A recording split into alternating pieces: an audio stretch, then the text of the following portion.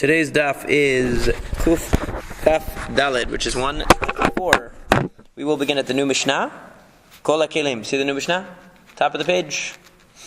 I would say it's about approximately 15 lines down or so. The new Mishnah. Kol HaKelim nitalin letzorech v'shalot letzorech. So these terms are going to be defined in the Gemara. But literally what it means is all vessels can be handled on Shabbat either for need or not for need. Rabbi Nechemia Omer en nitalin ele letzorech. According to Rabbi Nechemia, they can only be handled letzorech. They can only be handled for a need. What does that mean? We don't know yet. So the Gemara explains. My letzorech, my shelo letzorech. So what does it mean for a need, not for a need? Amar Rabba says, letzorech davar shemelachto leheter letzorech gufo, shelo letzorech davar shemelachto leheter letzorech mekomo. So he says what it means is like this, that if we're talking about something which is melachto leheter, which means it's something that its primary use is permissible on Shabbat. So for example, a fork or a spoon. So the main use of a fork or a spoon is eating, and one is allowed to handle a fork or a spoon on Shabbat. Obviously it's not muktzeh. So it says, davar shemelachto leheter letzorech gufo, you can carry it to use it. You can carry it if you need its place. In other words, you can clean the utensils off the table if you need their place. V'davar shemelachto leisur, but something that the primary use is prohibited, like a hammer, for example, letzorech gufo in, letzorech mekomo lo. You can move it to utilize it. Let's say you need to break open a coconut or something, or to break open nuts. So you take a regular hammer. So the main use of a hammer is to build stuff. So obviously you wouldn't be able to use it. It's a kalisha melachto leisur. Something that the main function is prohibited. But you're using it letzorech gufo. You're using it for a function that's permitted. However, according to Rabbah, moving it because you need its place is not allowed. In other words, you can't remove it in order to use the space that it's occupying. If there's a hammer on the table. And what is Rabbi Nechemia coming along to say? That according to Rabbi Nechemia, even something whose primary function is permitted, like a fork or a spoon, you can only use it if you plan. You can only move it, rather, if you plan on using it. You cannot handle it just to move it out of the way. So according to Rabbah, you have a very restrictive concept of muktzeh here. The rabbis are saying you can only use items. You can use items or move items that are for a permissible use. You can move them for whatever reason. If they're for a forbidden use, then you can only move them if you plan to utilize them. You can't move them to get them out of the way. And Rabbi Nechemia would say you can't even move permitted items to get them out of the way. Okay, so even a fork and spoon you can't move. Yeah. We went to the Gemara now. Mishnah Kuf Chaf Daled, right under the Gemara. Wide lines, number 1, 2, 3, 4. 4 wide lines. In the wide lines, the fourth one. It looks like you're on the wrong side of the page because we're on Kuf Chaf Daled Amud Aleph, and that looks like Amud Bet. Yeah. So that's what Rabbah is saying. Rabbah is saying that for prohibited items, in other words, and a hammer, for example, you can move it to use it, but you can't move it to get it out of the way. Rabbi Nechemia says even for a fork and spoon, you can only move it if you need to use it. Okay? So now, Amar le Rabbah says to him, wait a second. Letzorech mekomo shelo letzorech karitale. You're telling me that moving something out of the way because you need the space is not considered for a need? How's that possible? Ela Amar Rava, rather Rava says he revises this approach. Letzorech davar shemelachto leheter ben letzorech gufo ben letzorech mekomo shelo letzorech va'afilu mechama latzel. So what is he saying? He says like this, that in the Mishnah where it says anything can be moved, letzorech v'shelo letzorech, either for a need or not for a need. So he says that means letzorech means either to utilize it or to move it out of the way. Shelo letzorech means because you don't want it to be ruined. Let's say you left something out and you want to put it away so that it doesn't get ruined. That's shelo letzorech. And Rabbi Nechemia says, and when it comes to object like a hammer where the primary purpose of the object is for a forbidden use, so then you can move it, litzorech, you can move it either to utilize it or to get it out of the way, but you cannot move it in order to protect the item itself. Okay, that's the distinction. And it's simple. Right. You can do it for a use, for a purpose. Right. If you have a use, a practical need for it, fine. But to protect the item, you can't do it. However, so Rabbi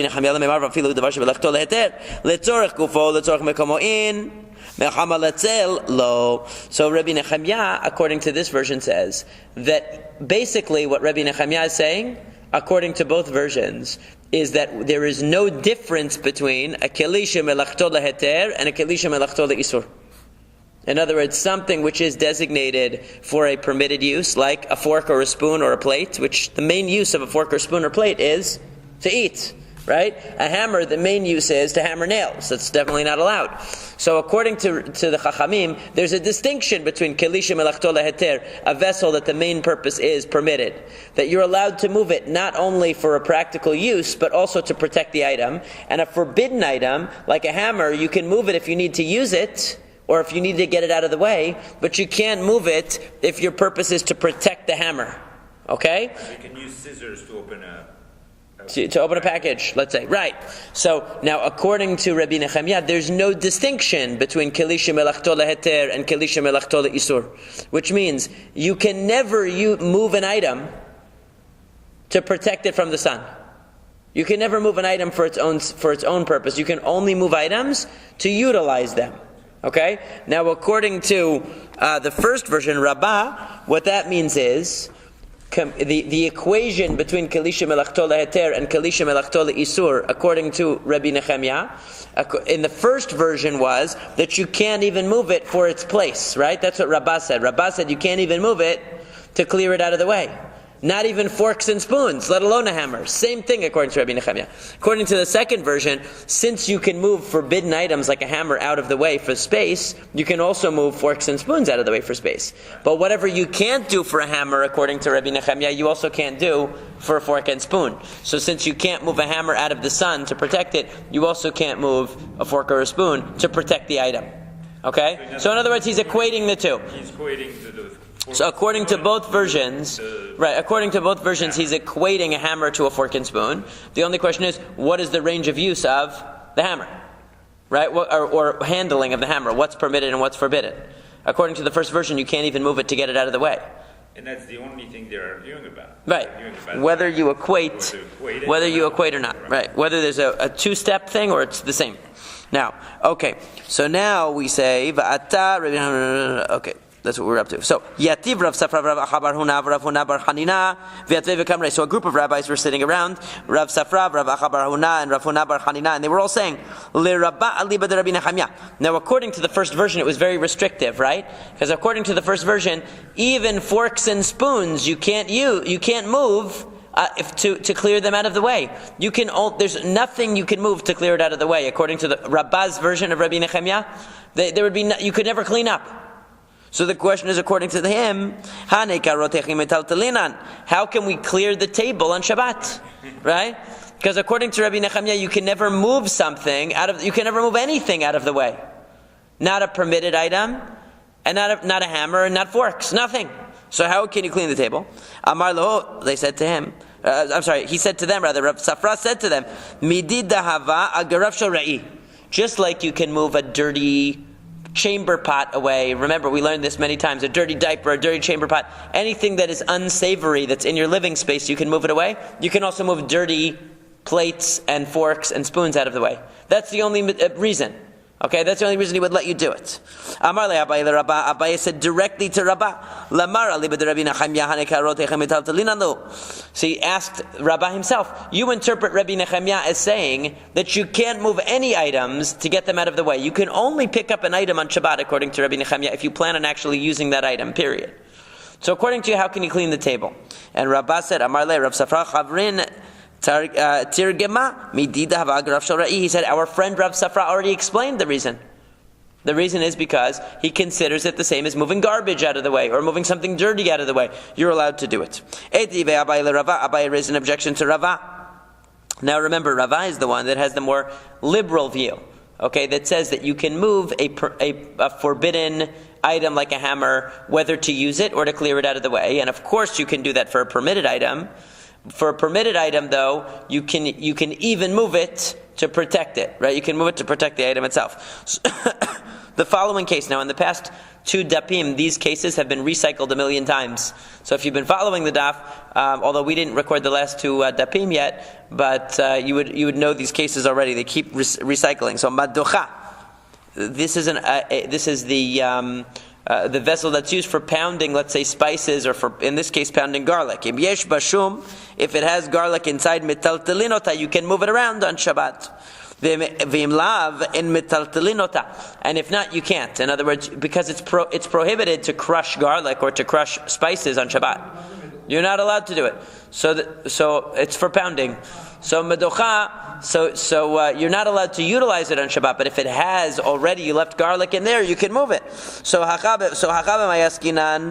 question is, why can you only use it? Right? Why can you only use it when it has garlic in it? Why can't you move it? Why can't you move it when it's empty? So because according to Rava, you can move an item litzorech mekomo.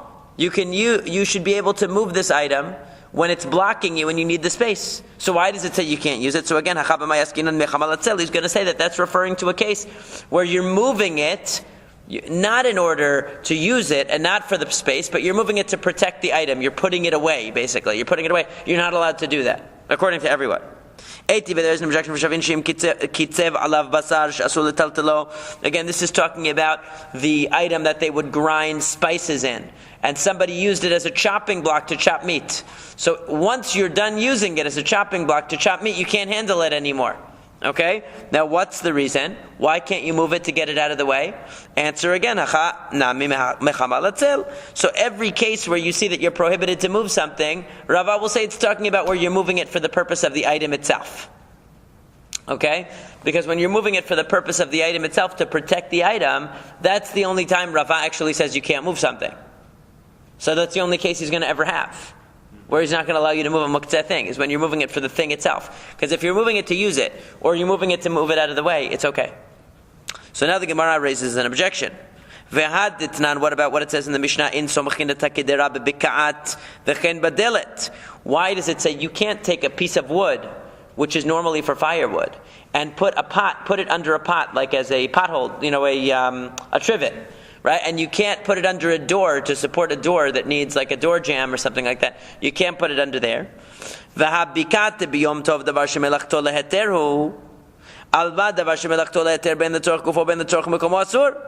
a second. On Yom Tov, a piece of wood is not even muktzeh. A piece of wood is permitted to be used, because you can use it for fire on Yom Tov. So why should you not be allowed to use this item to support a pot? Why should you not be allowed to use this item to support a door? That sounds like Rabbi Nechemiah's view, right? Because Rabbi Nechemiah is the one who's going to say that a keli shemelachto le'isur, you're not going to be able to move it at all unless you're using it, because you have to use items only for their defined purpose, as we learned before, earlier in the Masekhet. So he's going to say, you're not allowed to use a keli shemelachto leheter for an alternative purpose. In other words, that's another aspect of muktzeh, according to Rabbi Nechemiah, that you can't use something even for a purpose that's not its primary purpose. So now, hatam by tama, what's the reason there? Kevan de b'Shabbat, davar shemelachto le'isurhu, gezerah yom tov, atu Shabbat. So the Gemara says, you know what? Why can't you use a piece of wood to support a pot? Because if we let you do it on Yom Tov, firewood is not muktzeh, but on Shabbat, firewood is muktzeh. So what's going to happen? You're going to use this as a trivet on Yom Tov, and then Shabbat is going to come and you're going to do the same thing. But on Shabbat, it's muktzeh. You're not allowed to use it.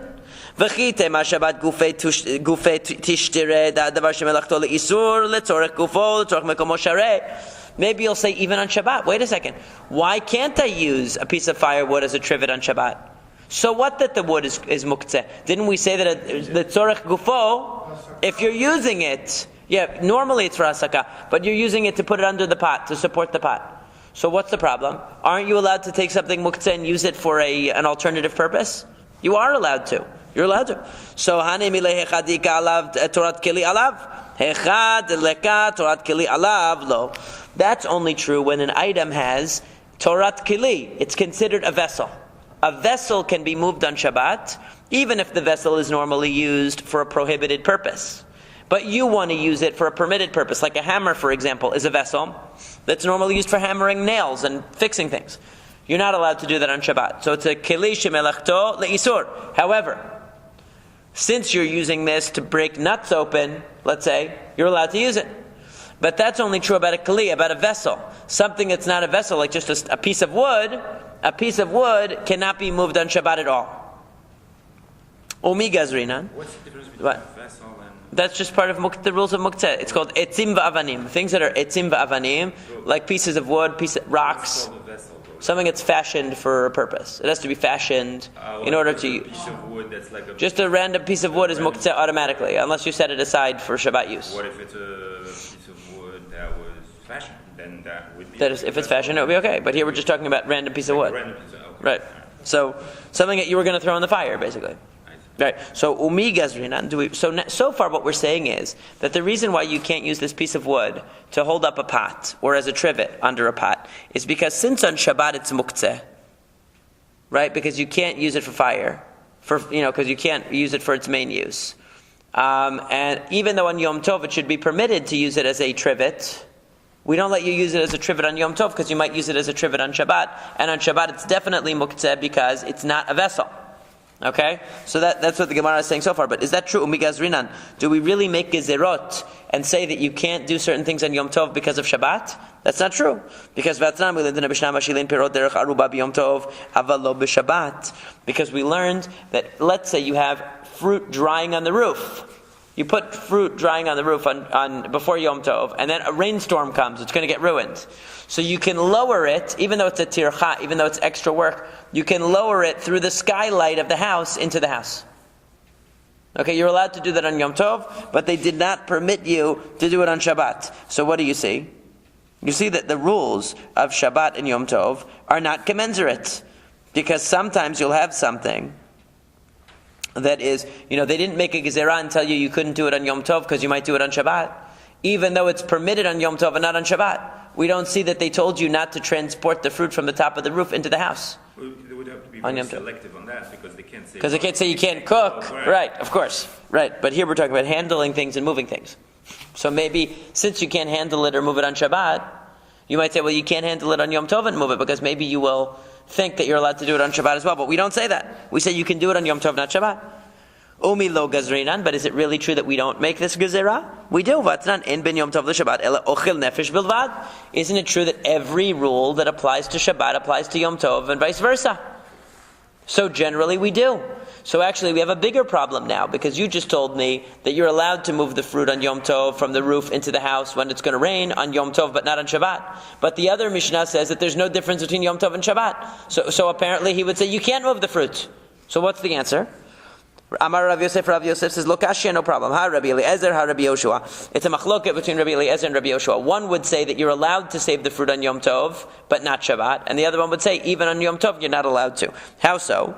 Because Titania, as we learned in a Braita, and we've seen this one before too, they're recycling a lot of cases we've seen before. Otov yet beno shenafalu labor. You have a mother and its child animal that fell into a pit. Now you can't slaughter both of them on Yom Tov. You can slaughter one, but not both. And you can only handle an animal in order to slaughter it on Yom Tov. So, Rabbi Eliezer Omer Ma'aleh et harishon al manat l'shochato v'shochato v'ashni oseh lo parnaso b'mkomo b'shvil shelo yamut. Rabbi Yoshua Omer Ma'aleh et harishon al manat l'shochato ve'eno shochato u'ma'arim u'ma'aleh et hashini. Ratzeh zeh shochet, ratzeh zeh shochet. So what's the machloket? According to Rabbi Eliezer, what do? You have to pick the one that you want, bring it up, slaughter that one. The other one you have to leave and you give it food where it is. You can't bring it up. Rabbi Yoshua says you play a trick. You bring up the first one and say, I'm going to slaughter this one. Then you say, you know what? I don't want to slaughter this one. I want to slaughter the other one. You bring the other one up. Then you say, you know what? I'm not sure. You can pick whichever one you want now. So you made an excuse each time. It's called ma'arim, right? To arama. So what do you see? Rabbi Yoshua allows you to do something to save money, right? It's to save money. It's hefsed mamon. We're worried that you're going to lose the animal. That's why he allows you to bend the rules of Yom Tov. Rabbi Eliezer says, nope. You can only bring one. You can't play any tricks. So too here, Rabbi Eliezer would say you cannot bring the fruits from the roof into the house on Yom Tov. Ein ben Shabbat liyom tov. Rabbi Yoshua would say, no, you bring it inside as if you're bringing it in, to eat it from the roof, no problem. When they recycle on cases like this, does that mean they never reach They're just, consensus? no, they're bringing the case again and again to try to prove things from it about distinctions. They're trying to see what exactly the distinction is. If they reach the consensus, then there is no case. In other words, well, they keep trying to say, can we interpret it as a support for this point now? Can we interpret it as a point for this point? Each time they basically say you can't. Yeah. Some of these cases the interpretation gets revised 10 times, because every time, in other words, the point is that as long as a given chacham can explain the case in a way that either supports or deflects its implications, he can utilize it. Right. And the other one will say, well, I don't interpret that case that way, I interpret it this way. But as long as he has all the facts lined up, that he can solve the problem, the puzzle, everything fits in, he's okay. What they're bringing in is an actual premise, and the premise itself. Well, that's what the Gemara is going to say, right? So, mimai. Right. How do you know that that's really the issue at hand here? Dilbad kan lo kama Rabbi Eliezer hatam elad efshar lefarnasa, aval echad lo efshar lefarnasa. Lo inam yad kan lo kama Rabbi Yoshua hatam efshar b'harama, aval echad lo efshar b'harama. Lo. We had the same exact response before, namely that Rabbi Eliezer might really be lenient in all cases. It's just that in this case, you have a strategy, which is you can take care of the animal where it is. You can lower food into the pit. That's why. But if you couldn't do that, like the fruit on the roof that's going to get ruined, maybe he would allow you to bring it in. And vice versa. Rabbi Yoshua, maybe the only reason why he allows you to take the second animal out of the pit is because you have ha'arama. You can make an excuse. But the fruit off the roof, you can't make an excuse. You had put it up on the roof. Obviously, you didn't need it. So there's no excuse there. So maybe he would be machmir. Maybe he would not be lenient in that case. So we can't prove what they would say about our case. Ella, Amar Papa Lokasha Habit Shamai Habit Hillel. Rather, what is this? What is the basis? Why is it that we have one source that seems to say you can't take the fruit off the roof? There's no difference between Shabbat and Yom Tov. If there's a storm coming, you can't take the fruit off the roof. And another one that says you can. One is Beit Shammai, one is Beit Hillel. The Tanan, as we learned in the Mishnah in Masekhet Betzah. Beit Shammai omrim en motzi'in et hakatan v'et halulav v'et sefer Torah l'reshut harabim. That you cannot bring a child or a Sefer Torah or a lulav into the Reshut HaRabim on Yom Tov. Why? Because what does it say in the Torah? What is going to be eaten is what you're allowed to do on Yom Tov. You're not going to eat the lulav, you're not going to eat the child, you're not going to eat the Sefer Torah. So it's not food, so you can't move it according to Beit Shammai. You cannot do melechet hotza'ah. You cannot move objects from public to private domain and vice versa on Yom Tov unless it's for food. Beit Hillel matirin, Beit Hillel allow you. They say mitoch shu that since it was hutra letzorech, since it was allowed for ochel nefesh, it's also allowed for other things. That's how Beit Hillel understands it. So what are they saying here? So similarly, Beit Hillel says you can move the items. Once you can move stuff, you can move stuff. So even though you don't need the fruit that's on your roof, on Yom Tov, you don't need it because you put it up there to dry. Still, you can move it on Yom Tov because you can move anything. Beit Shammai says, no, you can only move things you need for food. You don't need that fruit, you can't move it. But even though you might need it for something else, you might need it for... We're assuming you don't. You're just moving it to save it. So that's it. You're moving it to save it. That's it, right. So the Gemara says, "Umi shamat lehu." I'm sorry, I skipped the part. Emar de shamat lehu lebeit Shammai hotza'ah. The only time Beit Shammai expresses stringency is with regard to carrying from a private to a public domain. Tiltul mishamat lahu. Here the issue is not carrying from a private to a public domain. You're just going to take from the roof into your house. It's private to private. It's just handling those items that is an issue. Right? It's an issue of muqtzeh because basically you put the items up there to dry over Yom Tov. You had removed them from your da'at. You didn't want them and now you want to move them. Right? That's really the issue. Right. So the Gemara says, V'tiltul gufeh lav mishum hotza'ahi. Isn't the whole reason that the Isur Muqtzeh was created because of hotza'ah, because of carrying? In other words, they wanted you to be very careful and selective about what you handled, lest you carry things out into the public domain. That's not the only reason. The Rambam actually gives several reasons for why Muqtzeh is important, but many Rishonim hold that the main basis, in other words, for the prohibition of tiltul was, for the prohibition of muktzeh was hotza'ah. So if you look at Rashi here, he has a different version. Tiltul lav tzorech hotza'ah. Isn't moving things a need of carrying things. In other words, hilkach I mizalzalt betiltul mizalzalt b'hotza'ah. If you are denigrating, in other words, if you are treating moving things lightly, you're also treating carrying things lightly, because they're part of one process. You handle something, you carry. Now the Gemara says, so therefore there is an equation here, and therefore we say that Beit Shammai is the one that says that you cannot handle the fruit to move it into the house on Yom Tov or Shabbat. Beit Hillel is the one that distinguishes and says on Yom Tov, where we're more lenient about carrying, we're therefore also more lenient about handling, and you can move the stuff in. But on Shabbat you wouldn't be able to. That's Beit Hillel. Now the Gemara says, Va'af Rav savar lalahad Rava. The Amar Rav, and Rav also agrees with Rava. How so? Because he says, Mar shelo yiganev, zeu tiltul shelo letzorech vasur. That if you had a gardening tool, I believe this is a hoe, the gardening tool that digs the ground, that if you had that and you wanted to move it so that it wouldn't get stolen, that is shelo letzorech. That's moving it for the protection of the item. You're not allowed to do that. But what's the implication? Clearly he holds like Rava, because Rabbah with a B held that you cannot move a muktzeh item to make space. You can only move it to use it for a permitted use. Rava is the one that said you can move it for a permitted use and you can move it to make space, but you can't move it to protect the item. The fact that Rav is saying you can't move this item to protect it means he holds like Rava. Any other reason would be good. So didn't we use the case, like really early on Masekhet Shabbat, where we learned if you are in the road and you have like your wallet, you're supposed to, you're not like because this is similar to, you don't want the wallet to be stolen. Right. So you ask a non-Jew or something to bring it. You're talking about. But if you have nobody, then you. Right. That's an emergency case. That's okay, right. So this is not. This is apparently, it's not your livelihood in there. It's just one item. Yeah. So Annie, is it really true? Rav Kana came over to Rav's house. He said, bring a trap, like what they would use as a trap normally for animals, to kahana, so you can sit on it. In other words, he said, bring this muktzeh thing. Obviously, a trap is normally muktzeh. Bring it so we can use it for a permitted use of sitting on it.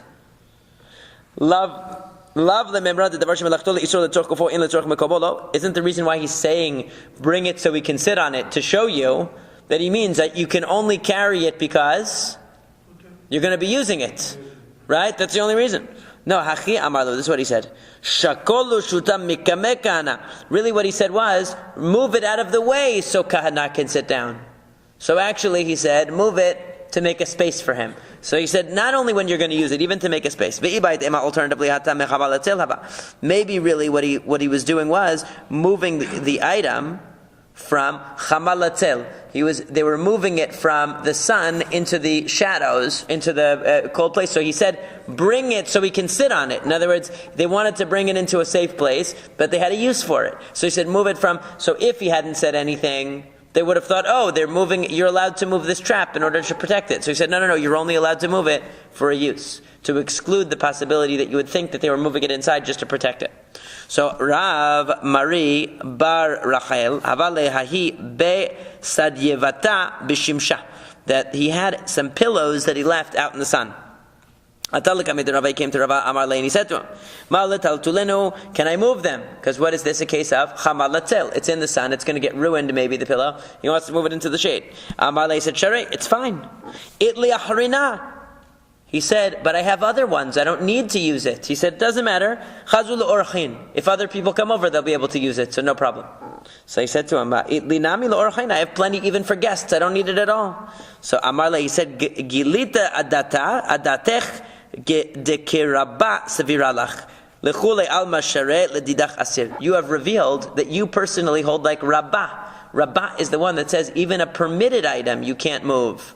From the sun to the shade, to protect it. You can only move it either to use it or to make space. Even a permitted item, according to Rabbah. So therefore, everybody else is allowed to move their pillows out of the sun because it's a permitted item, but you can't, because you hold like Rabbah. Amar Rabbi Abba, Amar Rabbi Chaya bar Ashi, Amar Rav. So Rabbi Abba said that Rabbi Chaya bar Ashi said that Rav said, Mechabedot shel milta mutar letaltalan b'Shabbat, aval shel tmara lo. You can move brooms made of cloth on Shabbat, but not if the end is made of hard substance, tmara, like a palm, out of the palm tree fronds. Why? Because you're not allowed to use that on Shabbat because they had dirt floors. So if you swept the floor, we learned about that earlier in the Masekhet. If you swept the floor, you would be evening out the floor. So you weren't allowed to use it. So it's muktzeh, so you're not allowed to use it. But you're allowed to move the cloth one. Rabbi Eliezer Omer af shel tamara. Rabbi Eliezer says you're allowed to move even the ones that are shel tamara, even the ones with the hard bristles. B'may askinan. What are we talking about here? If we're talking about a case where you're moving it in order to use it for a permitted use, so then he should allow you to move any broom. Because it's for a permitted use, or it's to make space. You can move it. You're not using it for a prohibited use. He should allow you to use it. Rather, we must say that when did Rav say that you cannot move, the broom with the bristles on the end? When did he say that? When you're moving it from sun to shade, because you're protecting the item, and it's muktzeh. So what does he say? Lema Rabbi Elazar, but then Rabbi Elazar, Av shel tmara. How could Rabbi Elazar say that you can move the muktzeh broom? In other words, a broom that you're allowed to use on Shabbat and Yom Tov, we know you can move it. But the one that's made of the hard bristles, you can't use it for its normal purpose. So what is the case where they disagree? In other words, if in the case of the bristly one, we're talking about a case of moving it from sun to shade, how can Rabbi Elazar allow you? So the answer is, we have to amend the statement. Really, they were talking about a case where you're moving it from the sun to the shade, and Rabbi Elazar was agreeing with Rav, not disagreeing. Because there's no case where they would disagree. In a case where it's a kelisha melachto laheter, obviously, where it's something you're allowed to move it under all cases. And when it's something that you're not allowed to move, in other words, that you're not allowed to use for its normal purpose, like the bristly broom, so there, for a permitted use, or to move it out of the way, you're allowed to move it, and to protect the item, you're not allowed to move it, period. There's no machloket in that. Everybody would agree on the bottom line in that. So now the new Mishnah says, all items that are allowed to be moved on Shabbat, shivrehen nitalin imahen, even their broken pieces can be moved as well. As long as they have some use. In other words, the broken pieces have to have some function. Shivrei areva lechasot behenet pia habit. Shivrei zechuchit lechasot behenet pia pach. If you have a broken piece from the thing that you would need the dough, the areva, you have a broken piece from it. So as long as there's a piece that's large enough to cover a barrel, then it's still functional. If you have broken glass and you have a piece of glass that's large enough to cover a flask, so that's also functional. Okay, Rabbi Yehuda Omer, bilvad she'osin me'en melachtan, shivrei areva letzuk letokan mikpa, v'shel zechuchit letzuk letokan shemen. So according to Rabbi Yehuda, it's not enough that it has a generic purpose. It has to be that it has some of the same purpose it had before. So the machloket here is, in other words, when the kli breaks, the vessel breaks, so does the broken piece just have to be functional in some way for it not to be muktzeh, or does it have to be functional? Does it have to be an extension of the original function it had when it was part of the whole? That's the question. So according to the Tanakama, the difference between cracking a nut with a hammer or cracking a nut with a drill. Let's say, for example, the handle of the hammer fell off. It's a shivrei keleb, it's broken. So according to the Tanakama, since you can still use the handle of the hammer to stir a pot or something, it would be fine. According to Rabbi Yehuda, unless you can still use it for banging something, it wouldn't be able to be used anymore because it doesn't have any vestige of its original function. According to Rabbi Yehuda, it has to have a vestige. When the keli is broken, if the vessel is broken, the broken pieces only are not muktzeh if they still have a vestige of their original function, not just any function. Why does that matter? Because it's not a keli anymore. If it can't function anymore at all, if it can't function at all, everyone agrees it's not a keli anymore. Right. If it can function, the question is, does it have to be able to function in accordance with its previous use or not? In other words, so according to Rabbi Yehuda, right? So like if a piece fell off of the the large item, the areva that's used for mixing stuff, for kneading dough, if you can pour porridge into it, according to Rabbi Yehuda, then it's still functional. But if you can just cover something with it, it's not. Similarly, when he gives the example of the broken glass, if there's a small enough piece, but it still, you could put a little oil in it to hold it, then it's still functional in its original function. So now the Gemara is going to deal with this, some of the problem here. Amar Rav Yehuda, Amar Shmuel, Rav Yehuda says, Shmuel says, Machloket, but shenishbru me'erev Shabbat. Temar savar me'en melachtanu ve'en me'en melacha acheret lo. Omar savar afilu me'en melacha acheret. Aval nishbru b'Shabbat, divrei hakol mutarin. Ho'il muchanin al gabe avihen mutar. So he says, they say like this, that if these items broke on Shabbat, that's where you have the machloket. That according to the Tanakama, as long as the pieces are still functional in some way, it's not muktzeh. And according to Rabbi Yehuda, they have to be an extension of the original function they had. So there has to be some vestige of the original function they had. But if they broke on Shabbat, okay, in other words, if they broke Erev Shabbat rather, that's when they have the machloket. But if they broke on Shabbat, then since they were mukhan when Shabbat started, they don't lose their status of being mukhan. Okay, that's the first interpretation. So if they broke Erev Shabbat, that's where there's an argument. That in order to be a vessel for purposes of Shabbat, does this need to continue the original function it had in a smaller way, or can it have any function? But if it broke on Shabbat itself, then we say that it's grandfathered in, basically. The fact, since it was functional as a part of the whole when Shabbat started, it's still functional. Right. That's the first interpretation. But motiv Rav Zutrai raised an objection. Masikin bekelim ben masikin b'shivrei kelim. We have a Mishnah that says that you can on Yom Tov, you can use kelim, you can use vessels to light the fire. Let's say you have a fire, you need to feed the fire. You can put vessels, but you can't put the broken pieces of vessels, because they're muktzeh. So, when did these break? If they broke on Erev Yom Tov, what's the problem? They were broken before Yom Tov, you knew they were going to be for firewood. Rather, you see that if it broke on Yom Tov, it's muktzeh. Because if it broke on Erev Yom Tov, you would have known you could use it for firewood anyway. It would have been designated for that before. No, we're talking about a case where it was broken on Yom Tov. And since Erev Yom Tov, it was whole. You're telling me, Rav Yehuda, in the name of Shmuel, that if on Erev Yom Tov this was whole, then even if it breaks on Yom Tov, no matter how much it shatters, it's still not going to be muktzeh. But it's clearly not saying that. It's clearly saying that if it broke on Yom Tov, it is muktzeh. It becomes muktzeh on Yom Tov. Right. Ella, rather, iyetmar hachiyetmar. This must be the statement of Rav Yehuda in the name of Shmuel. Amar Rav Yehuda, Amar Shmuel, machloket b'shinishburu b'Shabbat. Demar savar muchanu, mar savar noladu. Aval me'erev Shabbat, divrei kol mutarin holu v'chuchanu le'melachami b'od yom. This makes more sense. In other words, if they broke on Shabbat, that's where you have the machloket between Rabbi Yehuda and the Chachamim. The Chachamim say, why is this? These broken pieces are only not muktzeh by virtue of the original item. So according to the Chachamim, as long as the broken pieces are still functional in some way, we don't call them muktzeh. According to Rabbi Yehuda, since at the beginning of Shabbat or Yom Tov, what function were they designated for? The function of that item that they were a part of. Now the item is broken. Unless they continue the functionality that they had before, the same functionality, then it's nolad, it's a new item. It's a new item. No lad, it's muktzeh. That's it, it's going to be muktzeh. But if they broke on Erev Shabbat or Erev Yom Tov, so their new function was assigned to them yesterday. So even Rabbi Yehuda will say that they were already broken yesterday, so now let's say the piece of glass can't be used to hold oil anymore. The piece of the mixing container, it can't be used for holding porridge anymore, but it can be used for some other function, and you knew that Erev Shabbat, you knew that Erev Yom Tov.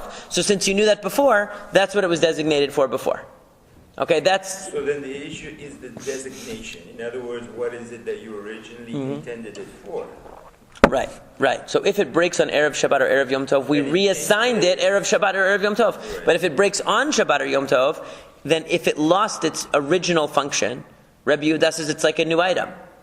The Chachamim say no, as long as it's still functional, we don't say that it lost its identity. Aval me'er, right. So, Therefore, it's not mukta. right. Taneh Chada, one Baraita says masikin bekelim ve'en masikin b'shivrei kelim, that you can feed the fire with vessels, but not with the broken pieces of vessels. V'tanya idach kishem shemasikin bekelim kach masikin b'shivrei kelim, and then there's an opinion that says that you can use either vessels or broken vessels. V'tanya idach en masikin lo bekelim v'lo b'shivrei kelim, and then there's a third opinion that says you can't use vessels and you can't use pieces of vessels. And what's the resolution? Ha Rabbi Yehuda, Ha Rabbi Shimon, Ha Rabbi Nechemya. That each one represents a different view, because there are three shitot in Muktzeh, three fundamental opinions among the Tanaim with regard to Muktzeh that run throughout Masekhet Shabbat. One is the machloket, the famous machloket between Rabbi Yehuda and Rabbi Shimon that we see many, many places, which is that Rabbi Shimon and Rabbi Yehuda is his position is referred to as Yesh Muktzeh. He's the more stringent view of Muktzeh, who has a more expansive view. So he's the one that says that if items break on Yom Tov, you can no longer use the broken pieces as firewood. But the items themselves that are intact, you can use. Rabbi Shimon is very lenient. He doesn't hold by Muktzeh except in very limited cases, and he doesn't hold by Nolad, which means if something comes to existence anew on Yom Tov or Shabbat, he allows you to use it anyway. So according to him, also, you would be able to use broken pieces of vessels as well as vessels, because he's very lenient. Rabbi Nechemya is the most stringent, because Rabbi Nechemya says you can't use vessels as firewood and you can't use broken vessels. You know why? Because he holds you can only use something on Shabbat and Yom Tov for the purpose for which it was originally designated. And you didn't originally designate a vessel to be used as firewood. If you did, that's a different story. But it wasn't made generally, stam, the assumption is it wasn't established to be firewood. If it broke on Shabbat or Yom Tov, obviously it wasn't.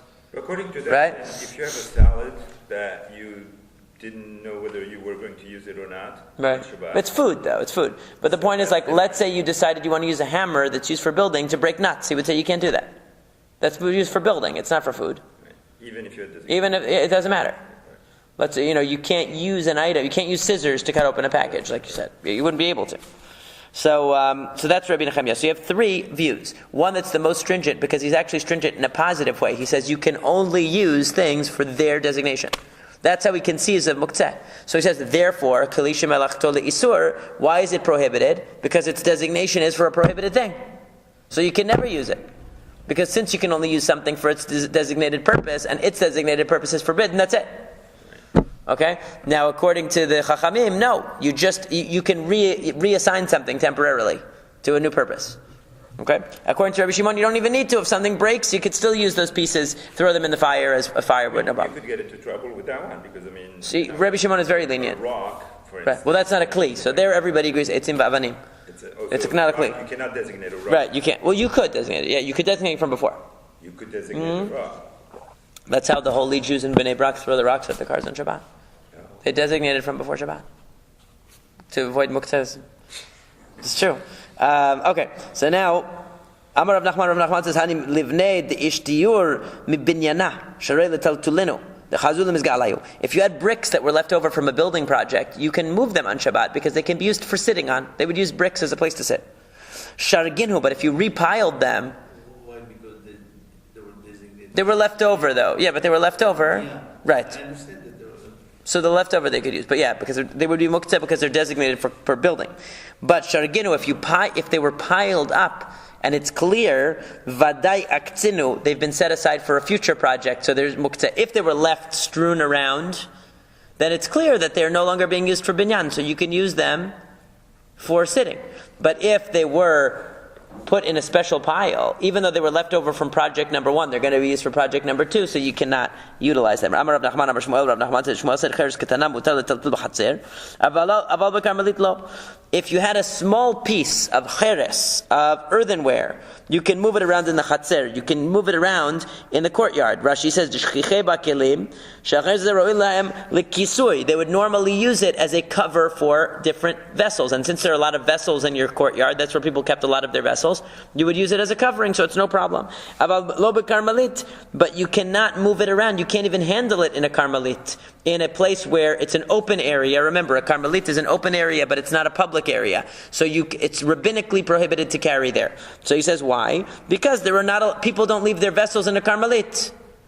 because a karmelit is a place you can't carry things. So you cannot even handle a kli cheres in a karmelit, an earthenware piece of a shard in a karmelit, because there's nothing to use it to cover. However, Rav Nachman speaking on his own behalf, not on Shmuel's behalf, said, "Afilu b'karmelit, aval b'reshut harabim lo." You know what? You can even move it in a karmelit, because once in a while you'll want to cover something in a karmelit. Like if somebody spits in the karmelit, you want to cover the spittle. You'll cover it with the piece of earthenware. Okay. Now, obviously, you can't carry things more than 4 amot in a karmelit because it's rabbinically prohibited to carry. But it means you could slide it over less than 4 amot to cover it, to cover the spittle. But not in a reshut harabim. In a reshut harabim, there's no function for a piece of cheres. Okay. However, but Rava says even in a reshut harabim you can handle it. Why? Because there can be a function for it, as we're going to see. You can still sin, and Rashi says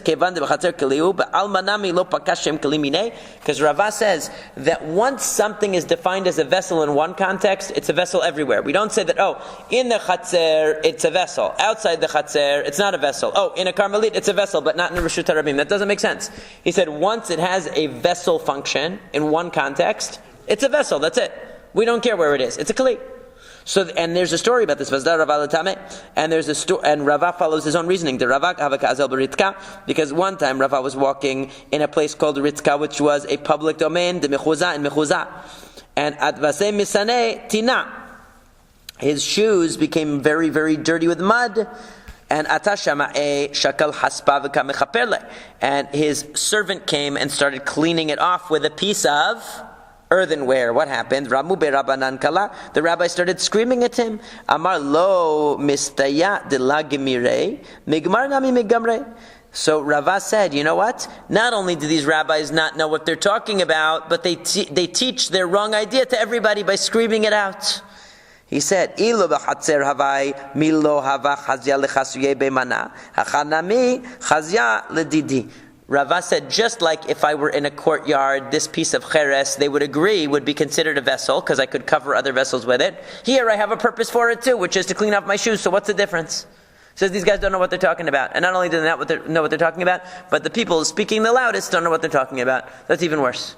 And it's often true. Now, Amar Rav Yehuda, Amar Shmuel, Rav Yehuda said, the Shmuel said, Megofer chabit shenechteta, mutar letaltel b'Shabbat, the top of a barrel, okay, that was cut, that broke, you can carry it on Shabbat. Tani Nami Achi, we learned similarly, Megufa shenechteta, hi ushvareha mutar letaltel b'Shabbat, that you can handle the broken top of a barrel on Shabbat because they can still be used for covering smaller things. But you shouldn't fix it. In other words, you shouldn't try to smooth it out and put it back together, because when something breaks, it has jutting out pieces and stuff like that. So you shouldn't smooth it out to put it back together in order to make a larger cover for something. In other words, that might be your temptation, that you have different pieces that are, different pieces are sticking out. When you have like broken pieces and there are edges jutting out, so you might want to smooth it out and put it back together a little bit to use it. Don't do that, and don't use it to, and don't smooth it out to support the bed. There was no input. Yeah, they had to reuse everything. Yeah, they had to reuse everything. So they would use it to support the bed. Don't use it to support the bed, because again, you're going to fashion it in a smooth way to do that. Don't do that, but use it as is. Vim zaraka b'ashpa. If you threw it into the garbage, asur. Once you throw it in the garbage, that's it. That means you don't want it anymore. As long as you keep it around, we know that you wanted it as a keli. It's still functional. Once you throw it in the trash, that's it. Matzkiv la Rapapa raised an objection. According to that, are you